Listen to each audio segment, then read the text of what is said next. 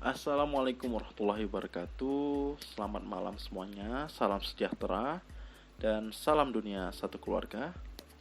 Kembali lagi berjumpa dengan saya di mata kuliah Mekanika Teknik.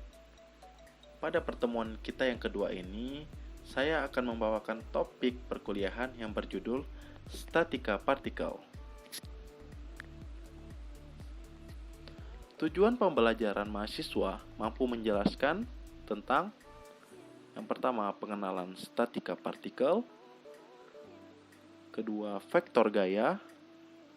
Ketiga, penjumlahan vektor. Keempat, contoh perhitungan. Definisi statika partikel. Statika partikel merupakan suatu ilmu yang mempelajari hubungan gaya-gaya atau pembebanan yang bekerja pada suatu benda yang tetap atau diam, serta peninjauan gaya hanya pada beberapa objek benda saja. Pemakaian kata partikel tidak berarti bahwa kita membatasi pelajaran kita pada benda yang kecil, melainkan yang dimaksud ialah ukuran dan bentuk benda yang dianalisis tidak banyak, tidak signifikan sehingga mempengaruhi penyelesaian masalah, sehingga semua gaya yang bekerja pada suatu benda akan diasumsikan bekerja di titik yang sama. Selanjutnya kita akan berkenalan dengan vektor gaya. Vektor gaya merupakan semua besaran fisik pada statika partikel diukur dengan skalar atau vektor. Berikut adalah definisi skalar dan vektor. Yang pertama, skalar adalah suatu nilai fisik yang memiliki besaran, magnitude, contoh, panjang, massa, waktu, dan lain-lain. Yang kedua, vektor adalah suatu nilai fisik yang memiliki besaran, magnitude, dan juga arah, direction. Contohnya ialah gaya, momen, dan lain-lain.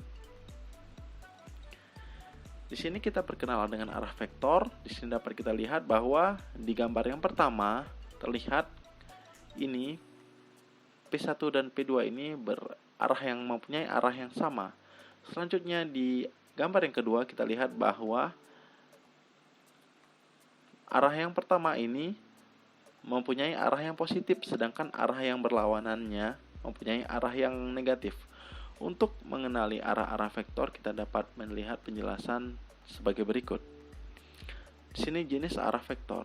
Arah vektor terbagi atas arah positif dan arah negatif. Dapat dilihat di sini banyak beberapa arah positif. Di sini dapat kita lihat ke arah atas ini serong ke atas ini positif, ke arah atas lurus ini positif, ke arah kanan positif, dan searah jarum jam juga positif. Kebalikannya adalah arah negatif.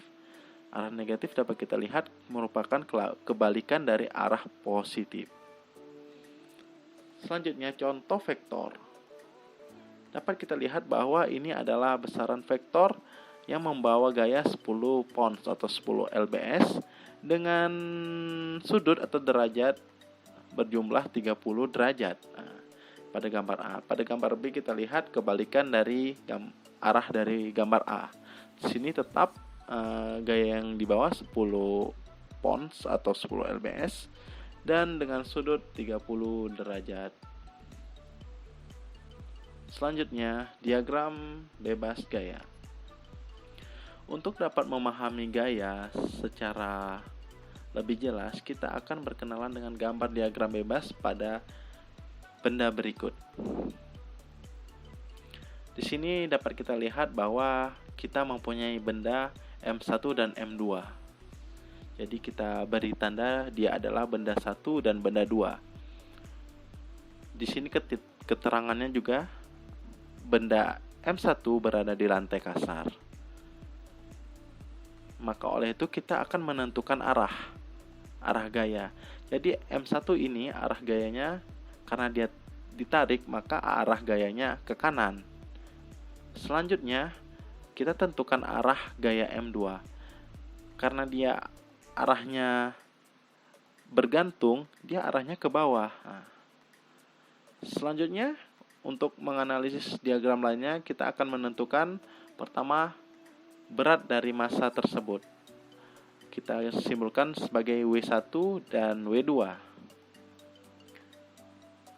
Selanjutnya, pada pertemuan kemarin juga kita membahas bahwa setiap benda yang berada di atas permukaan itu mempunyai gaya berat dan gaya netral, dikarenakan gaya berat merupakan aksi dan gaya netral adalah reaksi. Jadi gaya W1 ini merupakan aksi dan menghasilkan reaksi gaya netral ke atas. Begitu juga pada benda kedua, dia juga mempunyai gaya netral yang sama. Selanjutnya, kita lihat juga pada benda itu yang dikotakin dengan kotak putus-putus.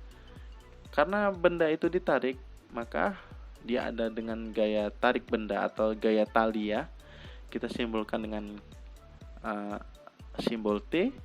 Selanjutnya pada benda kedua, dikarenakan benda ini digantung dan juga benda ini merupakan benda yang ditarik dari tali, maka kita simbolkan T-nya berarah ke atas. Jadi T benda itu mengarah ke atas. Selanjutnya gaya apa lagi? Ya, kita juga mempunyai, karena lantainya kasar, kita juga mempunyai gaya gesek. Jadi ini merupakan semua gaya bebas yang terdapat pada benda yang bergantung dan juga di atas permukaan yang dihubungkan oleh katrol. Untuk membuat persamaannya, kita dapat mengukur benda berdasarkan masing-masing benda. Kita akan membuat benda 1 dan benda 2. Di sini benda 1. Dapat kita lihat pada benda 1 itu mempunyai 4 buah arah ya. Untuk memudahkan proses penjumlahan, kita bedakan. Untuk vertikal kita beri dengan sumbu Y, dan untuk horizontal kita beri dengan sumbu X. Dia sigma F 1X sama dengan plus T dikurang dengan F atau friction. Setelah kita menjumlahkan sumbu X, maka kita akan menjumlahkan sumbu Y. Nah, di sini kita lihat bahwa sigma F 1Y sama dengan plus N dikurang W1. Setelah penjumlahan dari benda 1 kita dapatkan, maka kita akan menjumlahkan benda kedua. Dapat kita lihat bahwa di benda kedua ini hanya gaya yang bekerja itu vertikal ya, atas dan bawah. Maka oleh itu sigma F 2Y sama dengan plus T dikurang W2. Sampai sini sudah paham ya bentuk-bentuk arah-arah vektor yang membawa muatan gaya pada benda-benda di sekitar kita. Selanjutnya kita akan masuk ke penjumlahan vektor. Di sini kita dapat melihat vektor dua gaya ya. Maksud dari vektor dua gaya apa?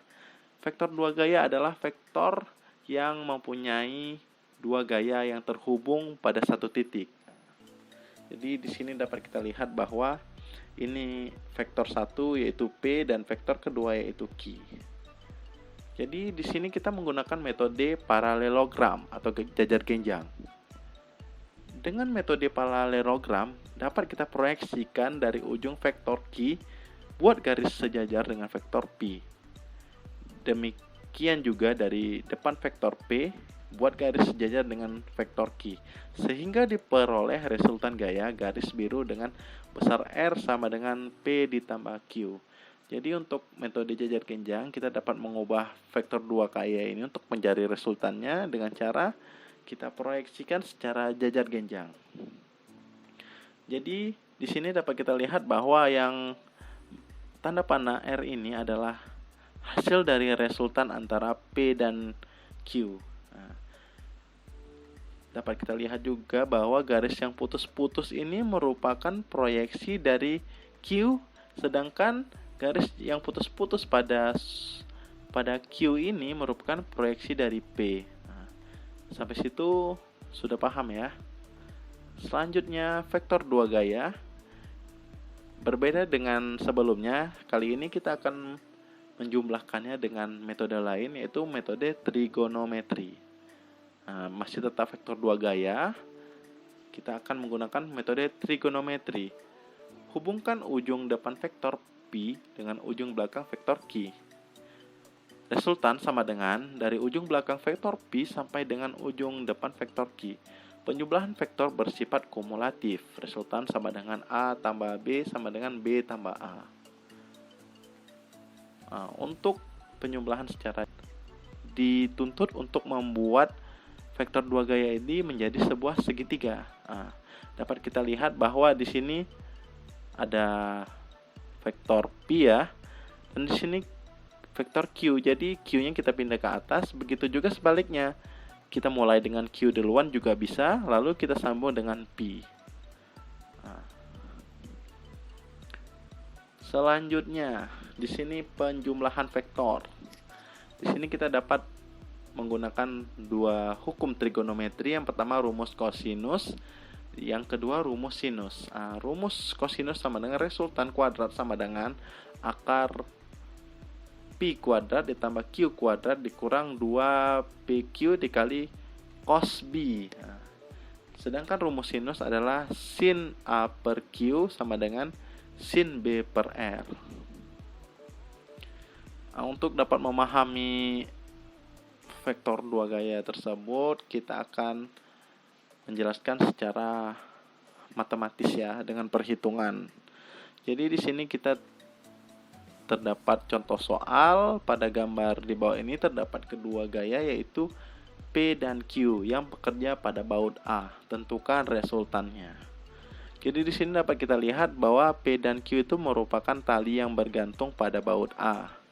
Jadi karena di sini dapat kita lihat di sini besaran gaya P itu sama dengan 46 Newton dan gaya.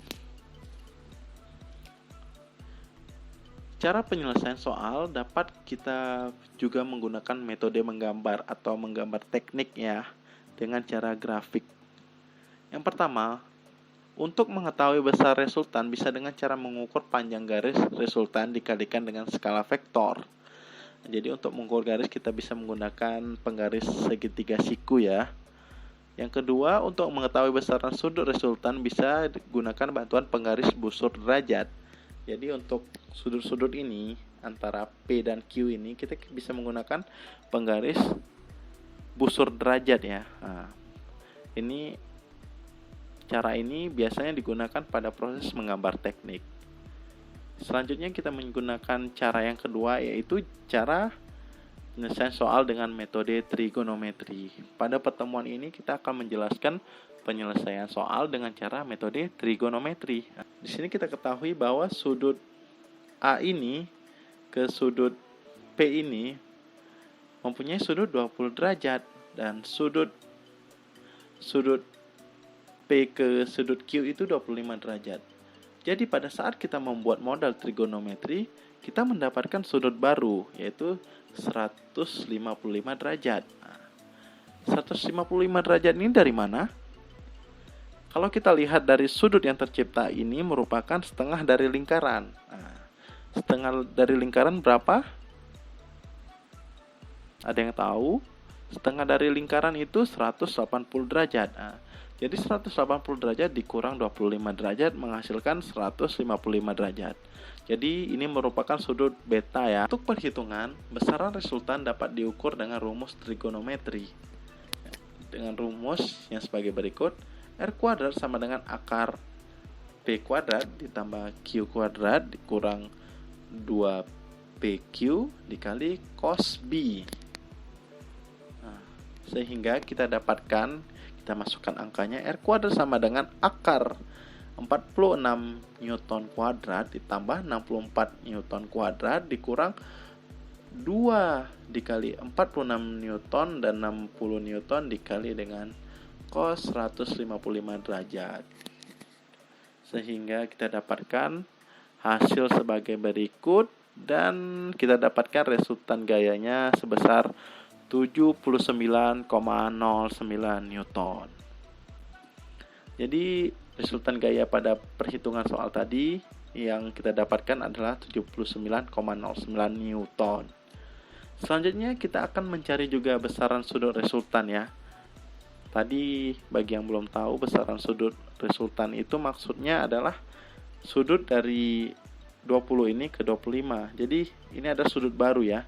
Jadi kita akan tambahkan sudut-sudut ini dengan cara sinus ya. Dengan rumus yang pertama adalah sin A per Q sama dengan sin B per R vektor sin A per 64 Newton sama dengan sin 155 derajat per 79,09 Newton. 79 Newton ini dari mana? Ya dari hasil dari resultan kita. Jadi untuk mendapatkan sin A kita kali silang saja. Jadi 64 Newton dikali dengan sin 155 derajat dibagi dengan 79,09 Newton. Maka akan didapatkan hasil sebagai berikut. Sin A sama dengan 20,25 derajat. A kecil sama dengan 20 derajat ini dari mana? Dari sudut yang tadi. Nah, jadi sudut tadi itu di 20 derajat itu ditambah dengan sin baru 20,25 derajat, maka didapatkan sudut baru yaitu 40,25 derajat. Ini merupakan sudut baru yang terbentuk dari besaran dua vektor. Oke. Terima kasih. Cukup sekian perkuliahan kita malam ini. Saya ucapkan terima kasih atas partisipasinya. Selamat malam dan salam dunia satu keluarga.